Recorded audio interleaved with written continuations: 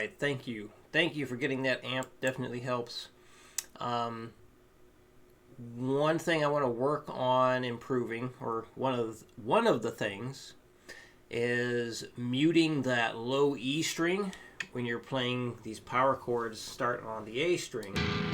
So every now and then it seemed like that guy was ringing out. Like when you come up here, it wasn't really loud, but every now and then it sounded like it was coming through. So I want to make sure we get rid of that. So there's two ways to do that. Two, well, main ways. So one way is having your index finger, this guy, up underneath that low E string. So this way when you're holding the chord, you don't hear that. What I like to do is have my thumb over the top. And I barely touch that low E string. This way I can strum nice and wide, and I don't hear that string that I don't want to hear. So those are the two main ways of doing it. I've seen some people use their middle finger to touch it. So that's a possibility. For me, that feels really awkward to try and do. But I've had some students that have pretty small hands. And before we even started working together, they already got used to using their middle finger like that. So that's one way you can do it. Really awkward for me, though. But yeah, I prefer using the thumb over the top. So either thumb over the top, index finger up underneath the low E string. Some chords we do, like if we end up hitting this big old stretch like that. Yeah, you gotta have the, not your thumb, but your index finger up underneath there. Because that thumb over the top with that chord stretch, that ain't happening. But that chord totally can. So everything we do this week is going to be starting on the A string. So this way you get some practice making sure the E string is quiet. Yeah, definitely better endings for the practice session. So thank you for that. Good to see.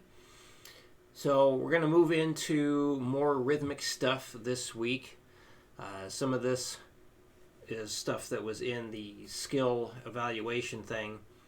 And we're going to work to get it all polished up, more solid. So number one here, we have a different rhythm every bar. And it's really just like a combination of stuff where you have two beats of eighth notes and then two beats of quarter notes. And then we change which beats have the quarter notes and which ones have the eighth notes. So the first bar, beats 3 and 4 have the quarter. Second bar, it's 1 and 4. And the third bar, it's 1 and 2, and so on. Now, I've added this to the top, or really above the tab, for both numbers 1 and 2, because now the counting is going to be a little different and way more important. So from 60 to at least 120, you need to count out loud, say what you're playing. It helps tremendously. A big habit students have when they start doing this is to forget to count, or they choose not to count when things start getting difficult.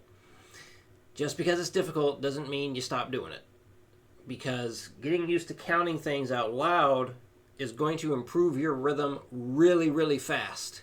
Really fast. So if you want to improve your rhythm in the shortest amount of time possible, count out loud. Say what you play. What I mean by say what you play is, even though we have, I'll call it an eighth note grid. So basically we're looking at the bar like this. So we're looking at it as 8 different parts. So a regular eighth note count being the 1 and 2 and 3 and 4 and 1 and 2 and 3 and 4 and. So when, like for this bar, when you have playing on the third beat and the fourth beat, we're not going to say 3 and 4 and, we just say 3, 4. So like this bar here, we're going to go 1 and 2 and 3, 4. So this is up here to help you remember how the count goes. And then it's a matter of looking at how this stuff is spaced, or what subdivision or note values being used in terms of the rhythm. So you got your 4/8 notes right here. So that's going to, think about like underlining this stuff. That's how I like to look at it. So you're playing on the downbeat of 1, upbeat of 1, downbeat of 2, upbeat of 2, downbeat of 3, downbeat of 4. So if I were to actually write out and underline this, what I would do is underline the 1, the and, the 2, the and, 3, 4. So 1 and 2 and 3, 4. And then for this bar, we got 1, 2 and 3 and 4. So 1, 2 and 3 and 4. So you have 1, 2 and 3 and 4. So hope that makes sense. As always, if you got questions, let me know. And if this ends up being like too much at first, like if it's too much rhythm change, whatnot, ends up being like extra difficult, that's fine. Just let me know how things go. Show me, the final practice session again. And we'll take it from there. But going on, or judging by how you did in those initial videos that you sent, following the whole skill thing, seems like you understand this stuff pretty well. So that's why I feel like it's okay to try all these different rhythms in one progression. All right, enough talking. Let's get to playing. So here we go, 60 beats per minute. 1, 2, 3, 4, 1 and 2 and 3, 4. 1, 2 and 3 and 4. 1, 2, 3 and 4 and 1, 2, 3, 4 and 1, 2, 3 and 4, 1, 2, 3, 4 and done. Turn this metronome up a little bit. 120, 1, 2, 3, 4, 1 and 2 and 3, 4, 1, 2 and 3 and 4, 1, 2, 3 and 4 and 1 and 2, 3, 4 and 1 and 2, 3 and 4, 1, 2, 3, 4 and 180. So if you can keep counting faster than 120, that's always a good thing to do. Very, very helpful.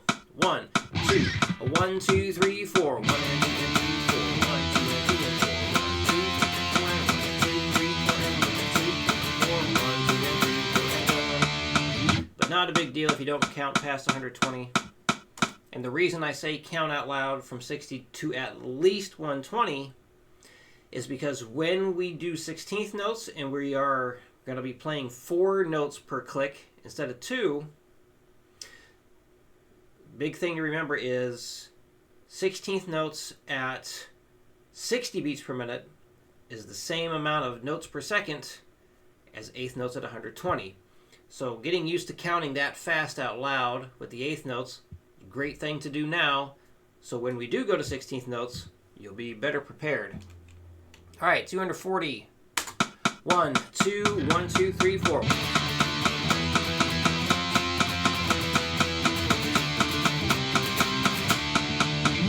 All right, repeats. 1, 2, 1, 2, 3, 4.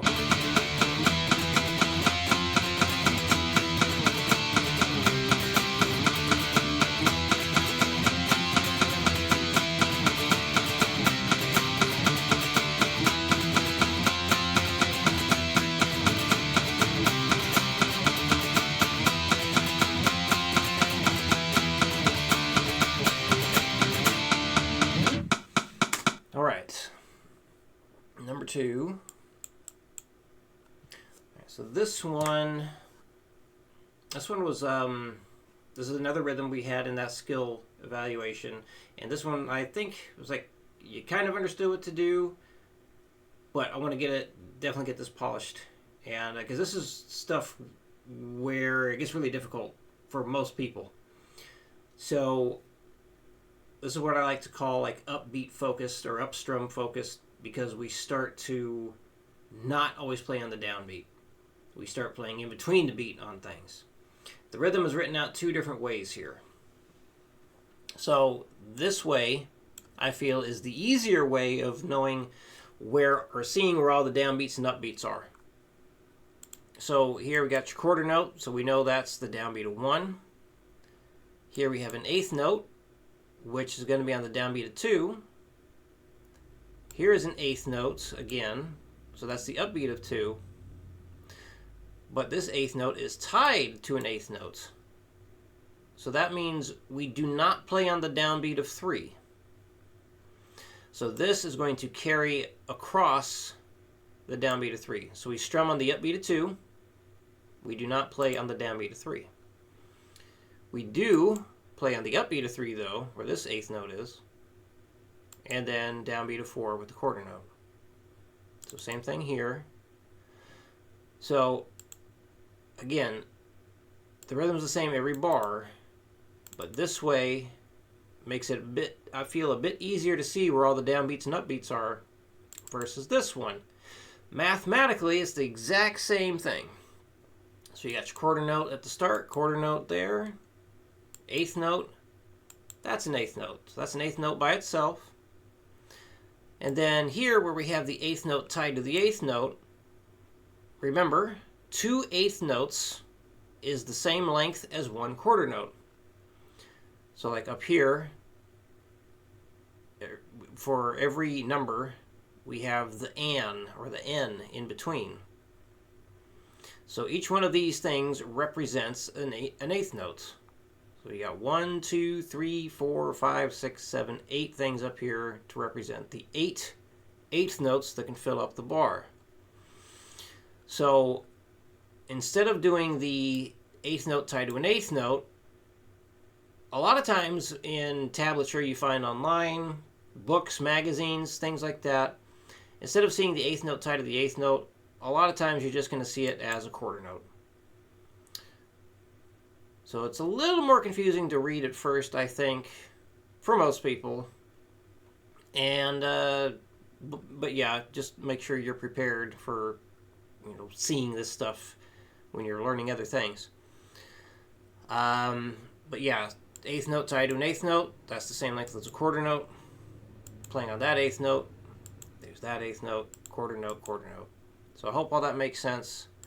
So when we're doing this, we got to keep that hand moving in sync with the metronome, as if we're strumming eighth notes the whole time. So just down, up, down, up, down, up. So every time we have a chord being played on the downbeat, we'll be doing a down strum or downstroke. Every time the chord is played on the upbeat, we get the up strum. So with this, you're going to, again, say what you play. So the rhythm for this is going to be 1, 2, and 4. 1, 2, and 4. 1, 2, and 4. 1, 2, and 4. The strumming will be down, down, up, down, down, down, up, down, down, down, up, down, down, up, down. So tapping your foot here, really important. Get used to that. Make sure you keep tapping the foot. It gets confusing when you get to that third beat, because when you're tapping your foot, you got your tap, down, up, foot tap on the 3. So your hand goes down when your foot goes down on the third beat. You just don't hit the strings. So down, down, up, down.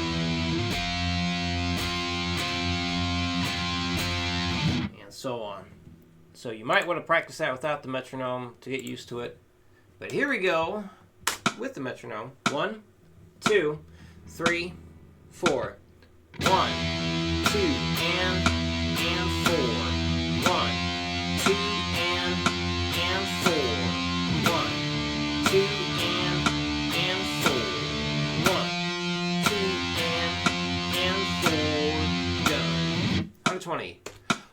1, 2, 3, 4.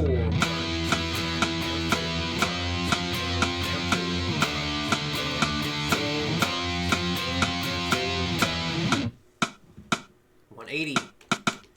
1, 2, 1, 2, 3, 4.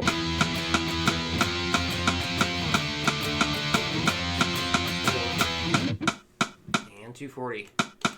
1, 2, 1, 2, 3, 4. Repeats. 1, 2, 1, 2, 3, 4.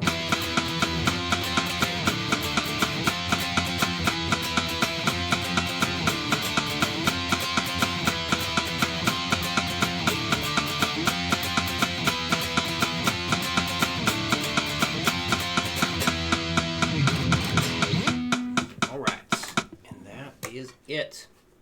So, any questions come up, let me know, and I'll see you again in your new videos.